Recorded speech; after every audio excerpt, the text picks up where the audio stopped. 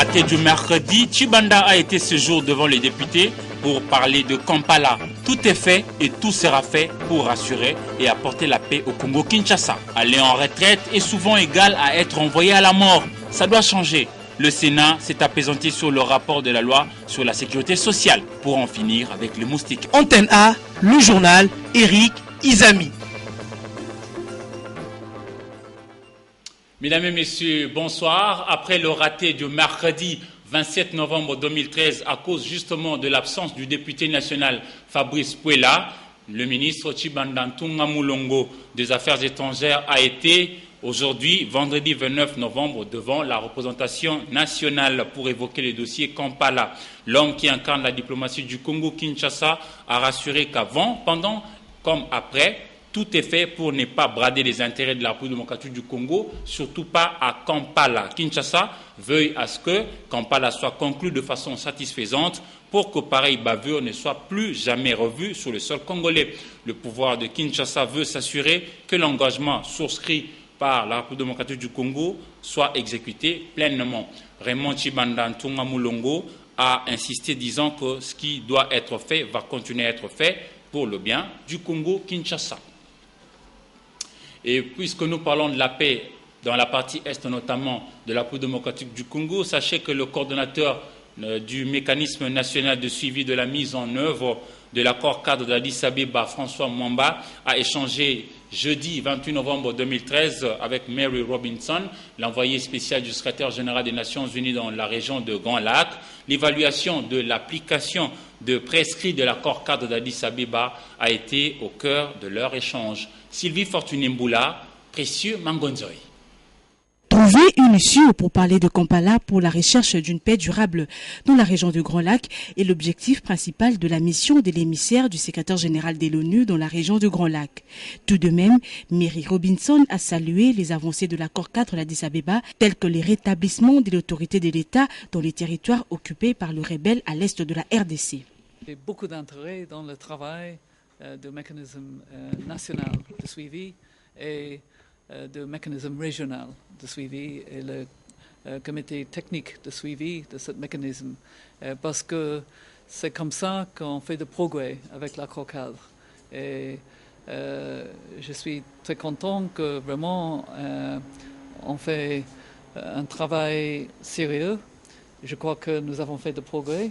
Et avec le MONUSCO, on aura un soutien et même mes collègues veulent soutenir le progrès du mécanisme et faire des liens avec le gouvernement parce que c'est le gouvernement qui implémente les benchmarks. Le gouvernement congolais est prêt à faire atterrir les discussions de Kampala en douceur, mais il faudrait rester dans la logique de ce qui a été convenu dans la nuit du 2 au 3 novembre à Kampala. Étant une déclaration de rénonciation à la rébellion émanant du M23 en tant qu'un mouvement vaincu sur les terrains et dégagé de ce terrain.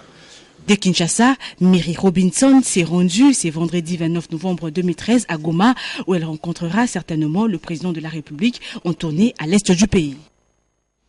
La ministre déléguée à la francophonie, Yamina Benguigui, a quitté Kinshasa ce vendredi 29 novembre 2013 dans la matinée après une visite officielle de 24 heures.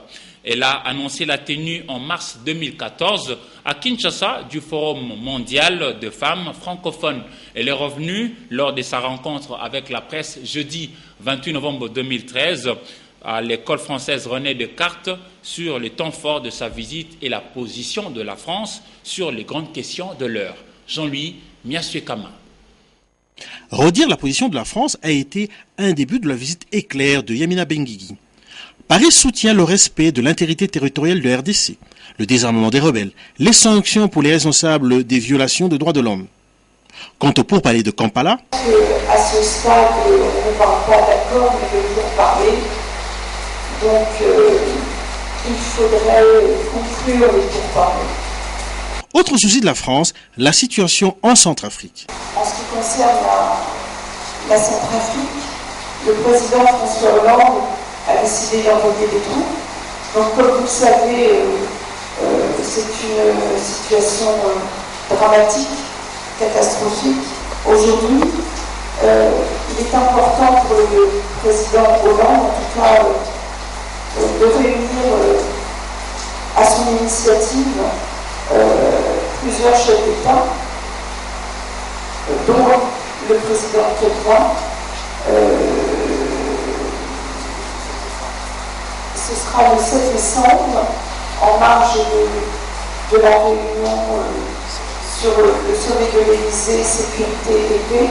La ministre française déléguée à la francophonie est revenue sur l'accord de transport aérien signé le 28 novembre 2013. Donc la destination multipoint et plusieurs routes, on va pouvoir élargir donc, vers plusieurs destinations entre la France et la RDC. La France appuie également la RDC en matière d'enseignement du français et d'introduction des nouvelles technologies dans 5 écoles pilotes à Kinshasa. À la Chambre haute du Parlement, les sénateurs ont examiné, ensuite voté, ce vendredi 29 novembre 2013, le rapport relatif à la loi portant sur la sécurité sociale en République démocratique du Congo. Il faut dire qu'en RDC, pour plus d'un travailleur, la retraite est synonyme d'être envoyé à la mort. Mais ça doit changer et c'est possible. Commentaire de Patrick Borel-Mukendi sous les images de Blaise Lunda. Nous allons y revenir prochainement, d'après ce que l'on me dit par nos amis de la régie. Nous passons à autre chose. Kinshasa, capitale de la RDC, a abrité aujourd'hui, 29 novembre 2013, la 13e réunion du groupe de pilotage du dialogue international à l'hôtel Memling, dans la commune de Lagombe. Cette rencontre vise l'amélioration du soutien politique et la mise en œuvre des New Deal, entendez nouvelles affaires, pour le développement durable. Raymond Tshibanda Ntungamulongo, ministre des Affaires étrangères, a ouvert ses assises. Patricia Amouli et Damien Maungu.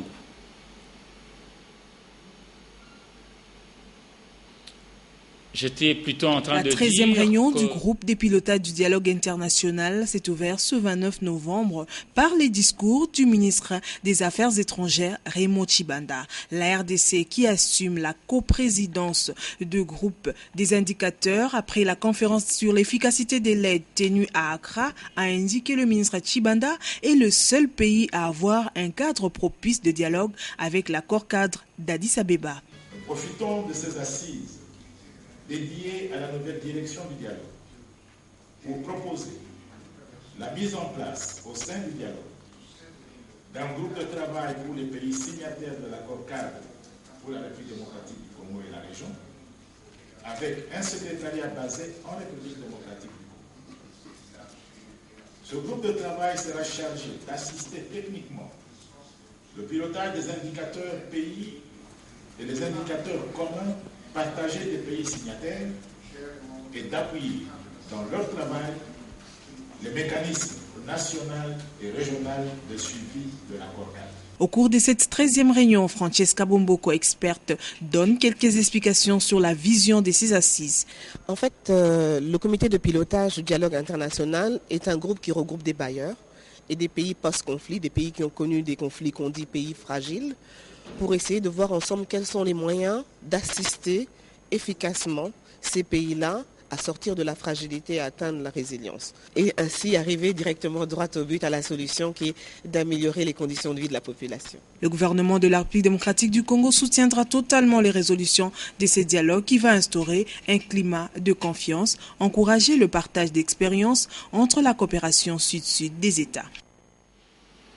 Le retour de la paix dans la partie orientale de la République démocratique du Congo ouvre à ses habitants de perspectives du développement. Le Premier ministre Matata Ponyo en a discuté avec l'ambassadeur de l'Union européenne à Kinshasa, Jean-Michel Dumont, ce vendredi 29 novembre 2013. Suivez les diplomates européens à sa sortie de l'audience lui accordée par le chef du gouvernement, Jean-Louis Miaswekama.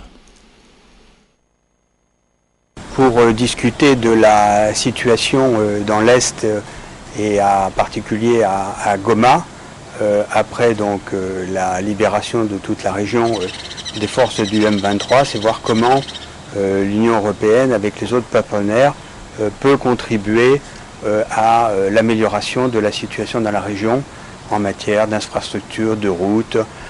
Et donc c'était l'objet de la discussion. C'était le Premier ministre qui nous avait demandé de venir pour voir comment on pouvait accélérer la réalisation de nos projets dans la région, notamment concernant la voirie de Goma et la route vers Saké. Et donc c'est le sujet, je crois que nous avons répondu positivement à la demande du Premier ministre, maintenant que la situation sécuritaire est rétablie, de faire en sorte que les travaux puissent démarrer le plus vite possible.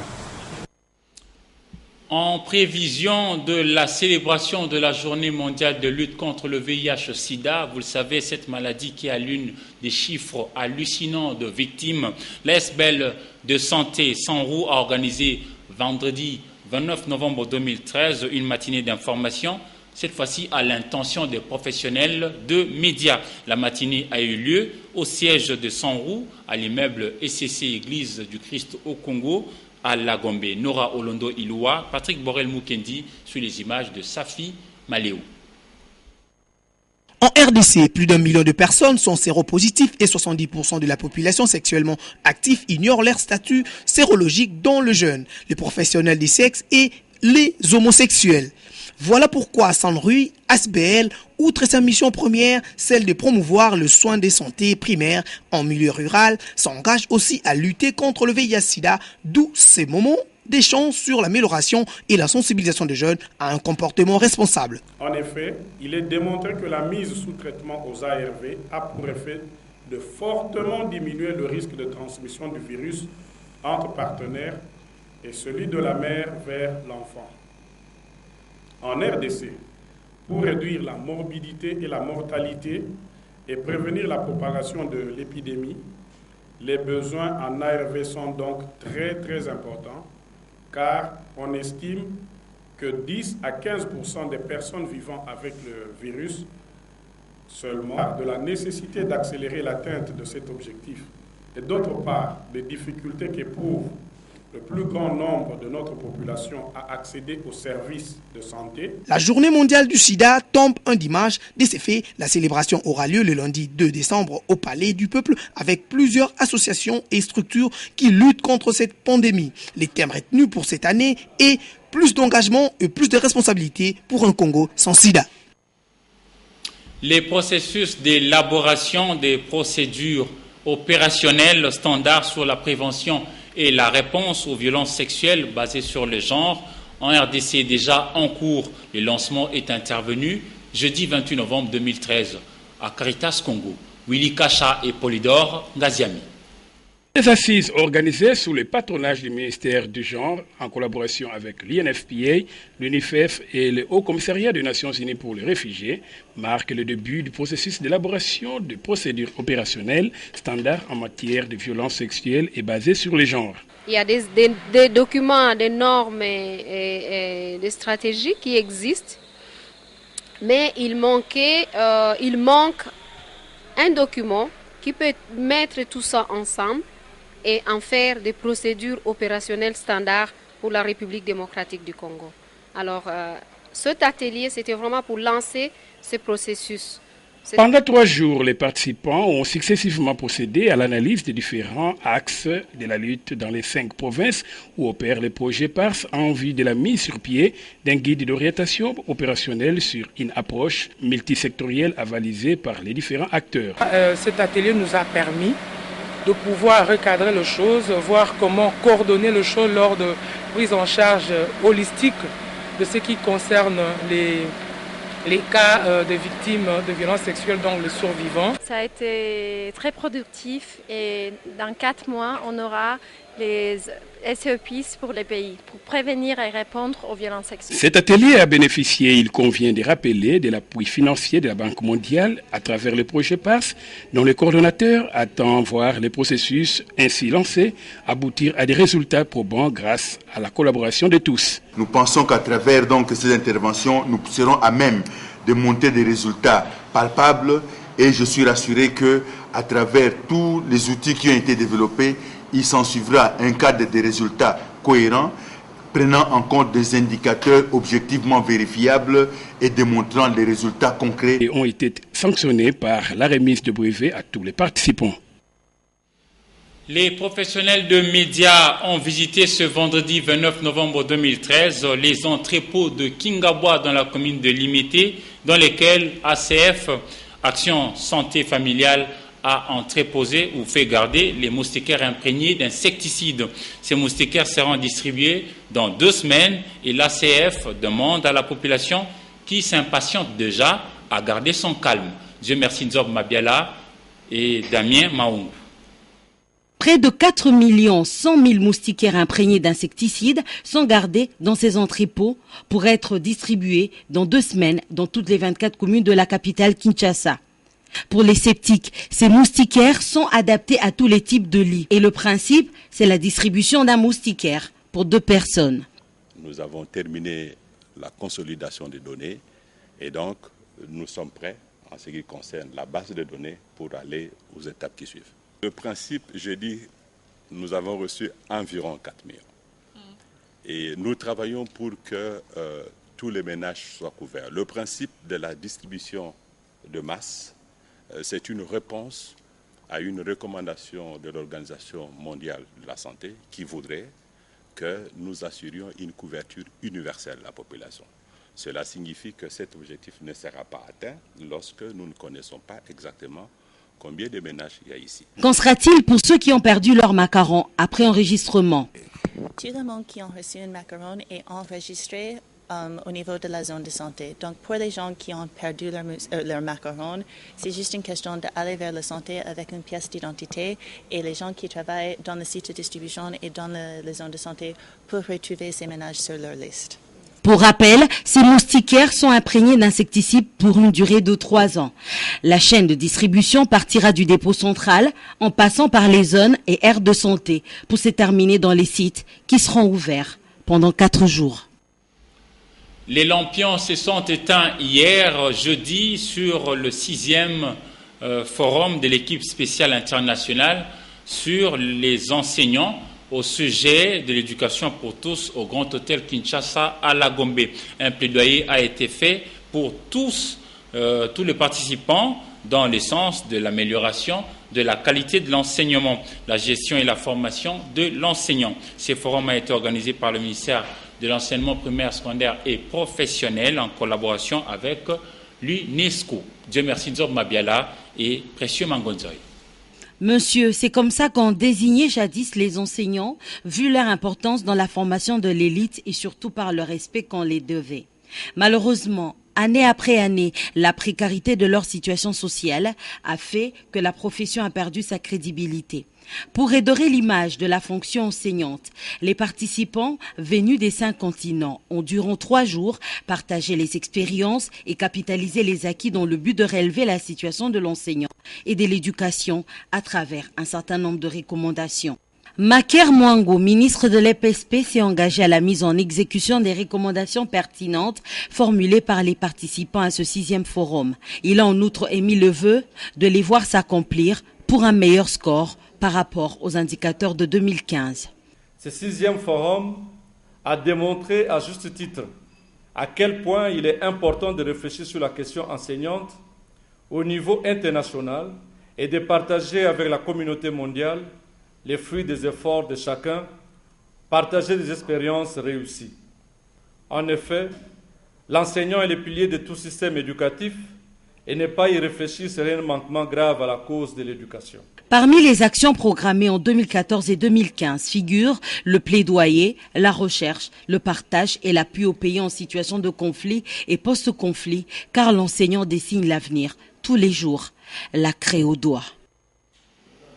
D'un cran au-dessus, parlons du département de lettres et civilisation anglaise de la faculté de sciences humaines de l'Université pédagogique nationale qui a organisé mardi dernier, dans le 26 novembre, la soutenance publique d'une thèse de doctorat du chef de travaux César Doumo Kondé, Popol Jakiaou et Nadia Koulenfouka.